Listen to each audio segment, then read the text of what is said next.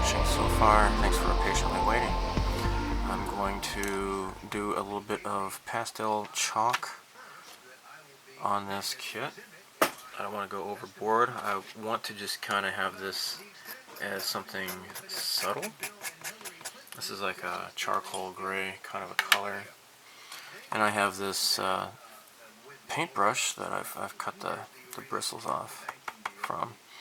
So I'm just gonna kind of make stuff a little bit dirty in a few areas.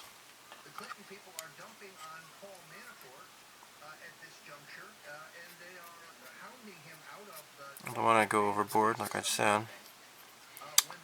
So just want to kind of make these vents kind of dirty looking.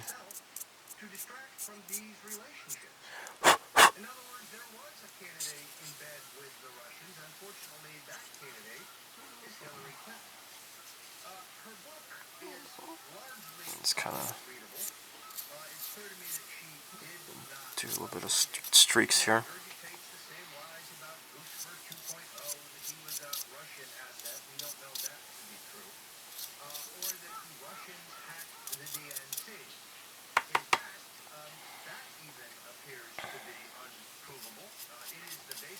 Yeah.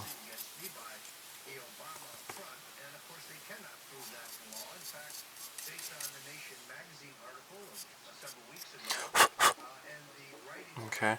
Now before I put the clear coat on, I've stuffed these ports with tissue, so hopefully there won't be any interference. I don't know if having a clear coat on those metal contacts would interfere with the conductivity, but I don't want to try to find out.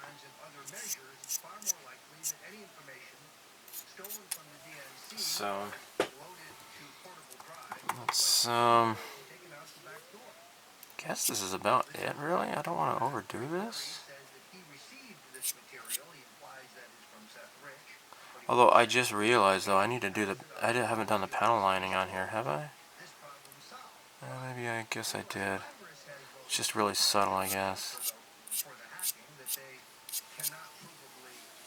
So I can make this kind of dirty here too. So yeah, after the harrowing experience with getting this to work right, I just kind of breathed a sigh of relief that it was working, and didn't really get burned out, but I just wanted to take a break from this model. As a result, started working on some other potential lighting projects, and just wanted to regroup my soul a little bit, and that's pretty much it. Actually, I think I might want to get my panel light accent color here.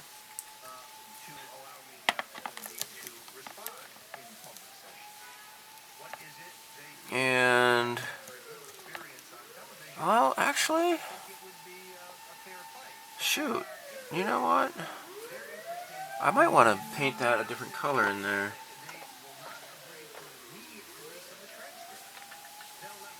And, let me get the paint out here. Hold on. Alright, I found this metallic color that I had made, this little concoction. So I am going to hand brush this area in here.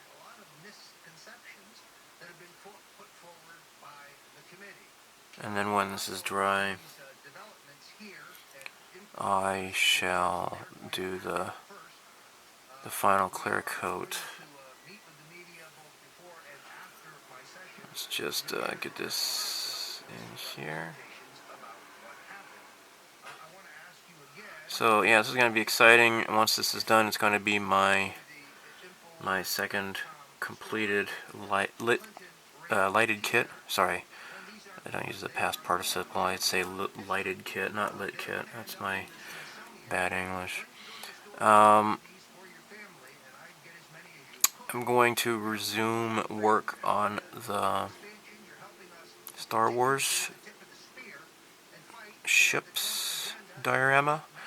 I have worked on that a bit. You haven't seen it in any videos. That's all. This looks nice here. I think I am pretty much done here. I'll have to let this just dry. But yeah, this is gonna be cool. I like my little guy in there.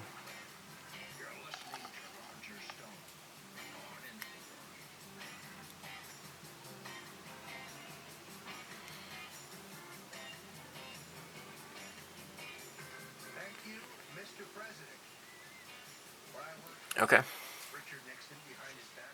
So it's time to continue some weathering. I went ahead and switched to the black, and you can see some smudges here that I've created along here and here behind these vents. I did the same thing along the sides here, and also these little smaller vents down here, although those aren't quite so noticeable, I suppose. Maybe I might work on those a little bit more. And I probably need to be wearing gloves, but I'm kind of lazy. So let's just kind of smudge this if we can.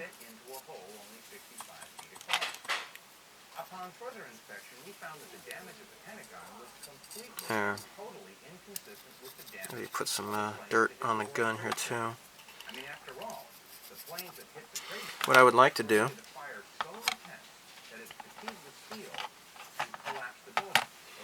is I have my black Pentaline accent stuff.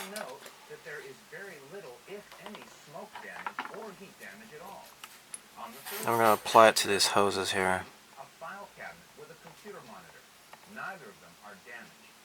On the second floor, you can see a wooden desk. It hasn't burned. And on the first floor, a very curious sight indeed, a wooden stool. So this is back here where the engine is. I'd like to try to make this kind of dirty looking here. Now, each of the planes involved in the September 11th attacks had embarked upon transcontinental flights, which means that they had a majority of their fuel left over when they hit their respective targets. That means that approximately 8,600. It's kind of hard to get back here though from this angle. Again, we look at the photograph and ask ourselves, is the smoke and heat damage consistent with that amount of fuel being ignited?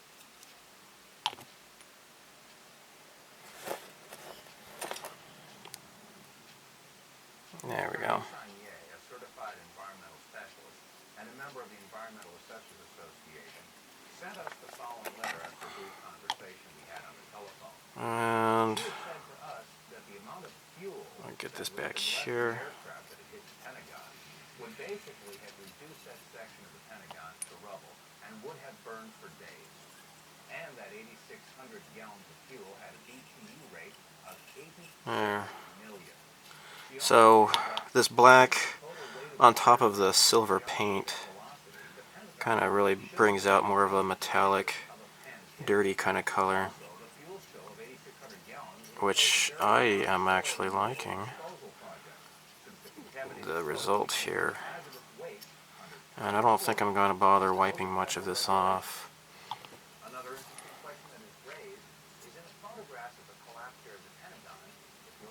There.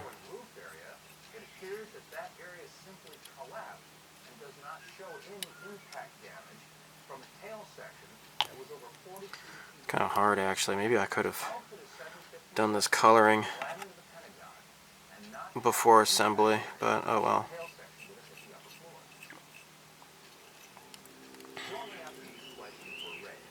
Okay. There. Okay, cool. Now I need to wipe that off, though. I inadvertently got a bunch of crap there. Let's just apply more along here. That looks nice. And thirdly, many people ask, is this the only security camera that was on at the Pentagon? There. This is the nerve center for the United States military, supposedly the most secure building in the country. And this is the only video footage that is available of the most heinous attack ever recorded at the Pentagon. Okay, cool. Very cool. I don't want to get in here, though. I don't think I want to try to dirty that up in there. I think I might just leave that alone. But the rest of this in here, though, is looking pretty nice. I need to wipe off the excess here.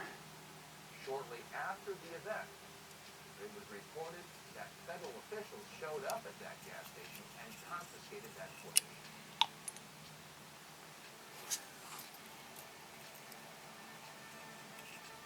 Great, great, great.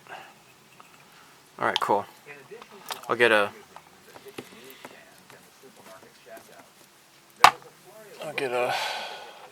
swab here. And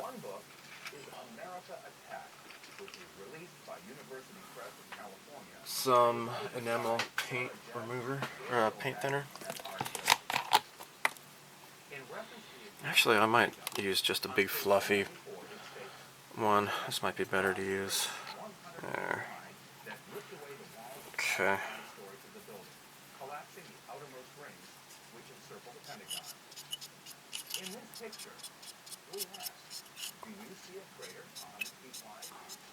There. Cool. Okay. Very, very happy with the results. Great.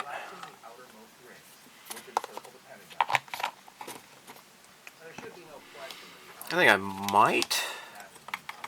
Well, let's see if this works out. Get this a little bit dirty in here.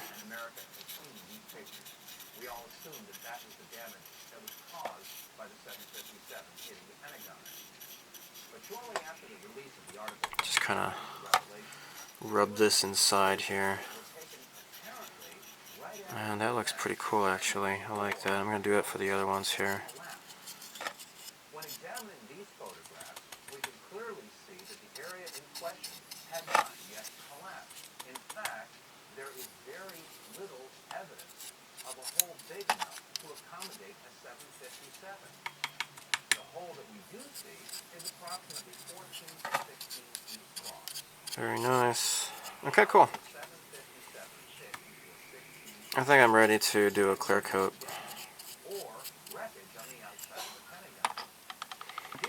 I don't know what else I can do. Like I said, I don't want to do this so I go overboard or whatever. So I think I might just stop here. But you can see that there's kind of a sheen on the decals, and that's going to disappear when I put a clear coat on here. So what I want to do is use some, I got some flat aluminum. This is enamel, Tamiya enamel, flat aluminum. And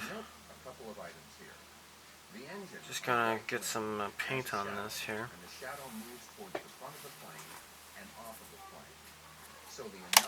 There. And then I'll get a paper towel.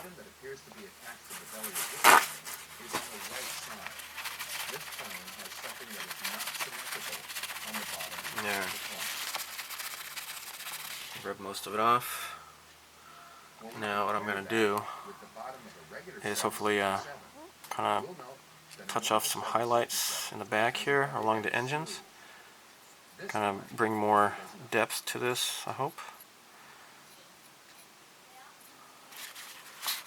I don't want to put too much on there. Oh, you can't see it. I'm so sorry.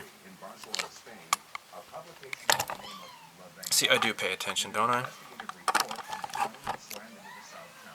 Alright. After a thorough digital image analysis performed by a Spanish university, The investigators came to the conclusion that the anomaly was three-dimensional in nature and could not have been caused by shadows or reflections. Question. Is it outside the realm of possibility that an object of this size and shape could be attached to the belly of a plane of this type? There.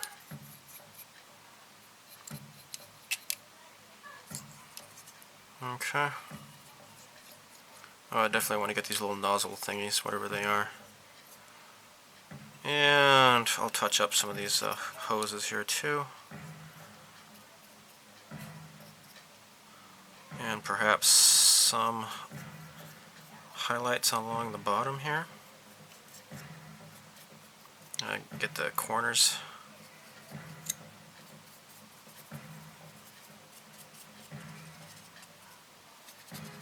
There. Probably want to get on the front part here a little bit for paint chipping and such. Assuming they even use paint in the future. I don't know. So, looks nice. Now let's take another good hard look at this video footage. As the There. plane approaches, it is irrefutable that there is something attached to the bottom of this plane and a Okay. flash as it makes contact. Now there are some that would say that this is a trick of light, a reflection. Well, let's keep in mind Now I want to get some on when it reflects the sun's rays, that reflection only goes the that reflection. wings here too. Should only be seen from one Fins, I should call them. Not really much wings, but more like fins.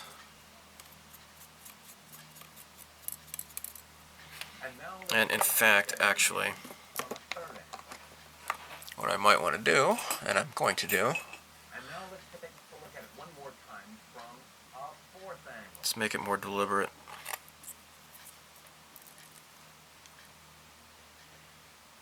Ladies and gentlemen, you Just kind of do some touching up here. very interesting event indeed. Not reported by one, but reported by four different cameras from four different angles. There. There can be no doubt that this is not the result of a reflection of any sort, but in fact was a flash caused by an explosion, a detonation, a missile. Something happened that was not a terrorist with a box cutter. Let's take another look at the object attached to the belly of this plane and ask yourself this question. Could something this big have gone unnoticed by the passengers, the crew, the baggage handlers, the service personnel at a commercial airport? The obvious answer is no, it would have been noticed. Which raises the question, where did this plane take off from? And was it in fact a commercial airliner at all? There.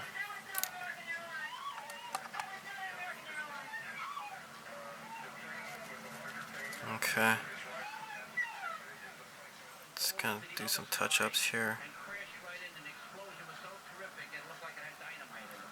The ball of fire that came flying out of that one was even worse than the first one. And we were standing there, and I said, I can't believe this. And sure enough, there it was, another plane. The plane wasn't no airline or anything. It was a twin-engine, big gray plane. Mark Burnback, a Fox employee, is on the phone with us. Mark witnessed this from what we understand. Mark, were you close enough to be able to see any markings on the airplane? Hi, gentlemen. How you doing? Yeah, there was definitely a blue logo with like a circular logo on the front of the plane towards the definitely towards the front. It definitely did not look like a commercial plane. I didn't see any windows on the side, and definitely very low. And I'm completely panicked. I'm freaking out. I cannot believe what I just saw. We are all shaken by this. Okay, cool. Alright, I think I'm ready to proceed. Let me, actually I just saw another place I might want to touch up. And gonna be here. Oops. Too much there. Something like that. You said you didn't see any windows in the side? I didn't see any windows on the side. There. I saw the plane flying low. I was probably like a block away from the subway in Brooklyn, and that plane came down very low. And again, it was not a normal flight that I've ever seen at an airport. It was a plane that had a blue logo on the front, and it did not look like We just heard Mark Burnback describe what he saw on September Okay. 11th of 2001 when he worked for the Fox News Network. Well, we spoke with Mr. Burnback in September of 2004, and he stands by his story. Now let's take another look at the clip where the Okay, cool. screams, "That was not Nice. Alright, like I said, don't want to go too overboard. So easy to go overboard, and I may have already gone overboard. altered the sound portion of this video clip.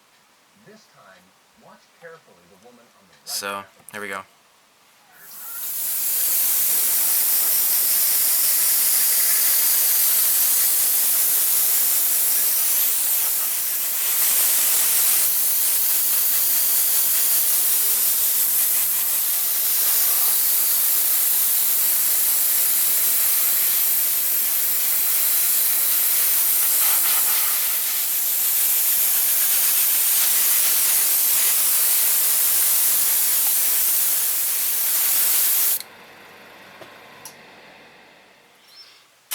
Alright, so I was really hoping I could have this done in this video. But I could have, but I wasn't satisfied. Just was not satisfied at all with the way that the orb was seating onto here, okay? On this, the 2032 is good for 3 volts. It was enough to light up those SMDs. However, wasn't gonna do it. I think it would drain the power too quickly. I've been having problems with this. Maybe it's just the cheap CR2032 batteries. I don't know, but I'm going to pluck this off. I'm just gonna attach 9-volt batteries to both of these things. Now, since I did not have any sort of resistor with this at all, as you can see here, it's totally apart here. What I'm going to have to do is put in a resistor along the bottom here and replace the battery source with something else than CR2032. The actual ship itself works more or less okay. This 12-volt battery, I thought it would be better because it's like smaller and more powerful than a 9-volt, but this seems to drain as well really quickly. I think a 9-volt battery would have a better job at having more regulated power, I guess, and maybe it doesn't get drained so quickly. So anyhow, you can see I did that custom decal there. It's kind of thick. I'm not so happy about the fine molds decal paper, but whatever. This is more or less okay, I guess. Now, here's the problem. So I took this apart. The SMDs are still there. I have the 2 leads here. These are not going away. This is going to be okay, I guess. I'm just going to have to redo this. So the problem is, when I had drilled the holes here, as you can see here, there's 2 holes. I was hoping I could get them into there's this little plus sign locator peg, and I could just have them sticking out. I thought everything would work out great. The problem is, as you can see, maybe, this is at an angle.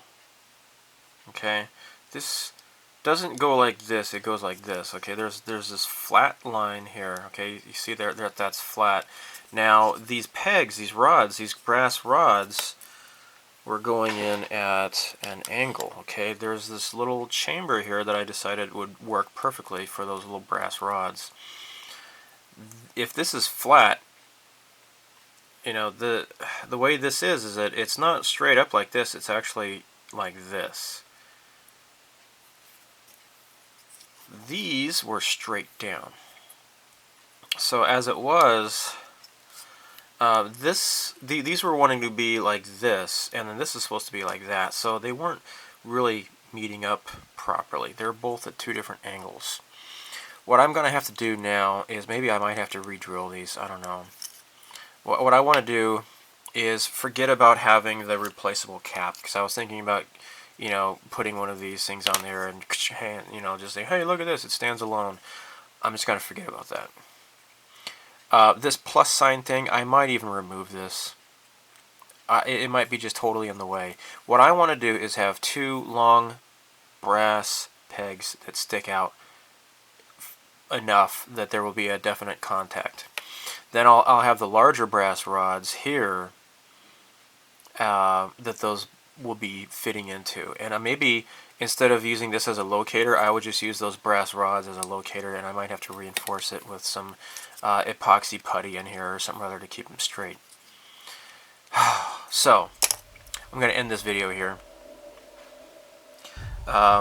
This is a lot more complex than the Revell silent reader that I did earlier this year. I was working on these kind of simultaneously, but this is coming out to be a lot more work than that one. So, stay tuned. And as always, live long and prosper. May the force be with you. So long, and thank you for all the fish. Goodbye.